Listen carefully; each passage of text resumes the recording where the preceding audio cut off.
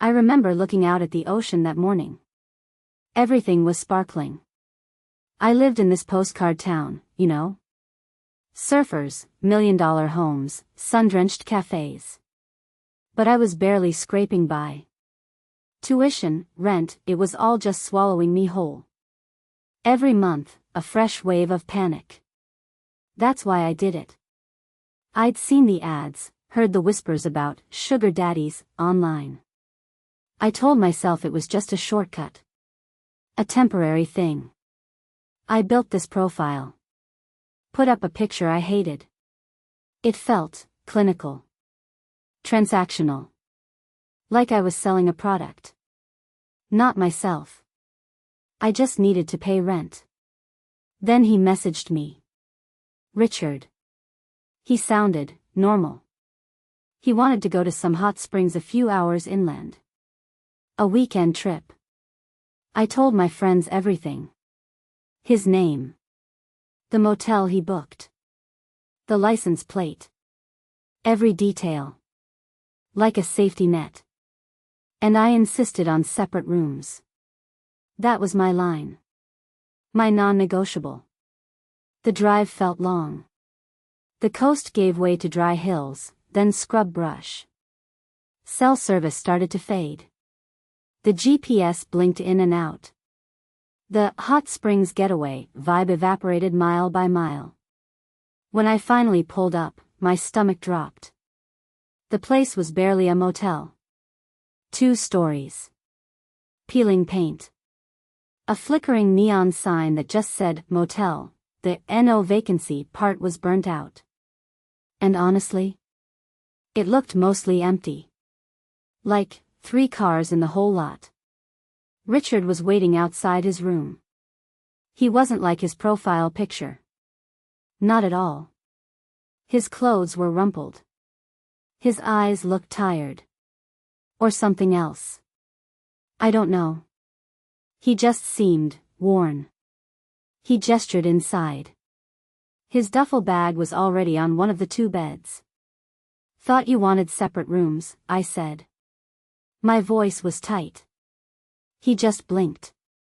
Nah, place is totally booked up, kiddo. Didn't you hear? Big fishing tournament this weekend. He had this smile. Didn't reach his eyes. My phone was dead. Or almost. The signal was gone. I just stared at his duffel bag. His stuff. Already in our room. I felt this knot in my chest. My hands were shaking. I forced myself to breathe. It's fine, I told myself. Just for tonight. Driving back alone, on these dark roads, no signal, that felt worse. So I stayed. I hated it. I needed a plan. He suggested dinner. Said there was a place in the next town over. Another half-hour drive. His truck was a mess. Fast food wrappers. Empty water bottles. A faint, stale smell. Like old cigarettes and something else I couldn't place. My head felt light. I kept glancing at his hands on the wheel. Big. Calloused. During dinner, I picked at my food. Tried to smile. Tried to be polite. He talked. About nothing, really. Just rambling. I just wanted to get out. Get back to the motel. Figure something out. Find another room.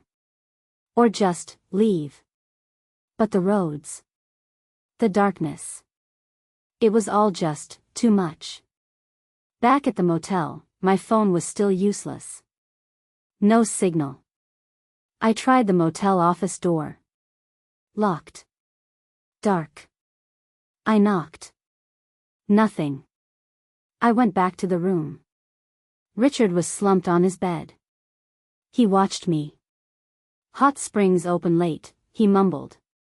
Want to go? A public place. Out of the room. I felt a tiny flicker of hope. I said yes. Anything.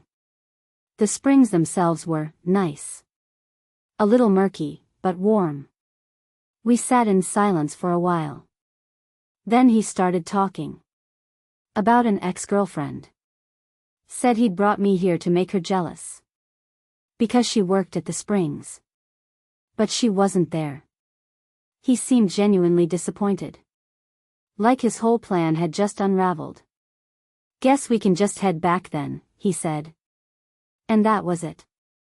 Just like that. The hope died. We drove back. The truck felt colder this time.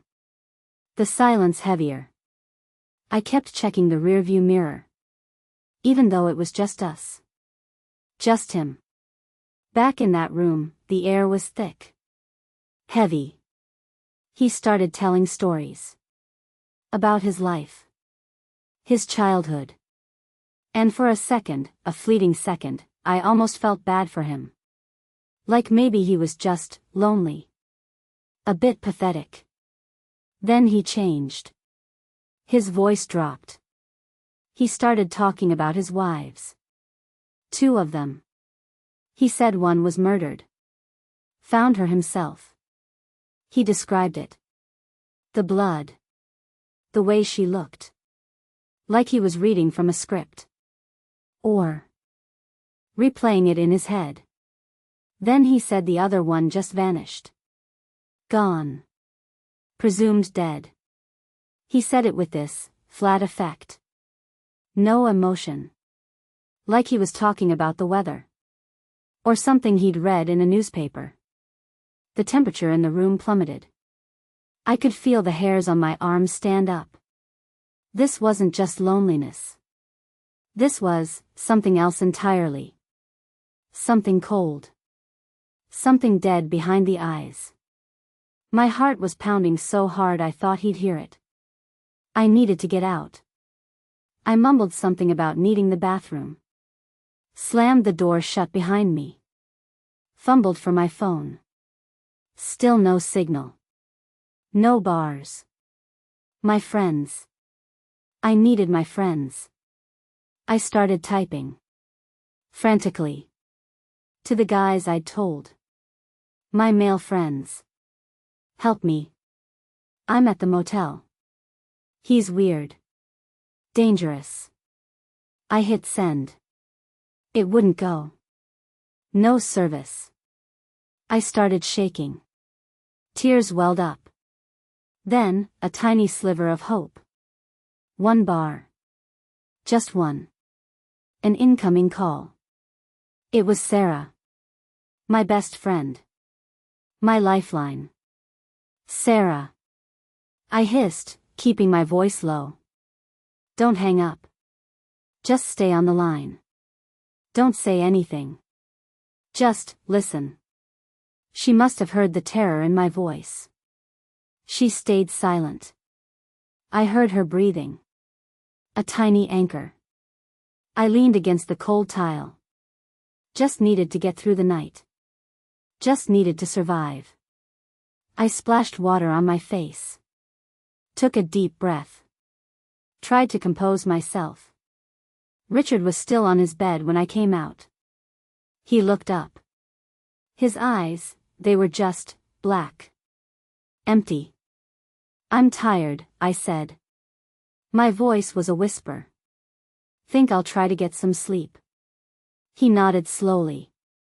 Then, he got up. Walked past me.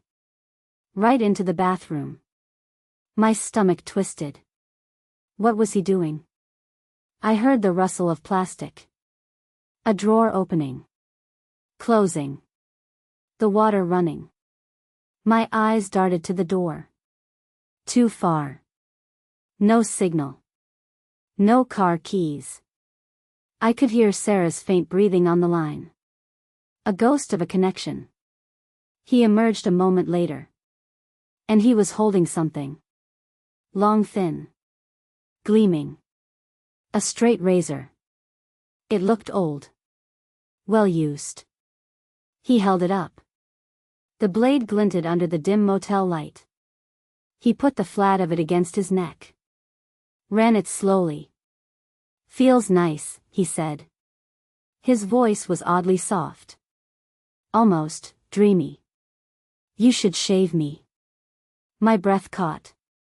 My entire body locked up. I'm really not good with those, I stammered. Never shaved anyone. And I'm just so tired. My words felt like lies. Thin. Fragile. He stared at me. My vision blurred. I could feel the razor's weight. Its edge. My throat felt exposed.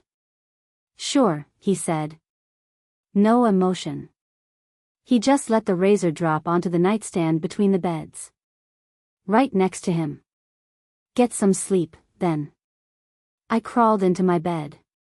Fully dressed. Shoes on. My phone still plugged in, the faint light showing Sarah's active call. I pressed it to my ear, but didn't speak. I set an alarm for sunrise. 6 hours away. The longest 6 hours of my life. I lay there, rigid. Every creak of the floorboards. Every rustle of his clothes. He was pacing. I heard him rummaging in his bag. The silence would stretch. Then a soft click. A sigh. I kept my eyes clamped shut. But I knew he was standing there. At the foot of my bed. Watching me. I could feel his gaze. A heavy, suffocating weight. He stayed there for hours. Just watching. The alarm shrieked. It saved me. I bolted upright. 6 a.m. Finally. I scrambled off the bed. Grabbed my clothes. Ran into the bathroom. My hands fumbled with the locks. Slammed the door. Changed in a blur. Trying not to look in the mirror. Trying not to see what I knew was in my eyes. Panic. I emerged, heart hammering. Richard was already dressed. Standing by the door. It was wide open. A cold, gray light bled into the room. His face was different now. Hard. Angry. Get your stuff, he barked. He threw a wad of crumpled bills at me. It landed on the floor. And get your shit out of the fridge. My eyes darted to the small, empty mini fridge. I hadn't put anything in there. What was he talking about?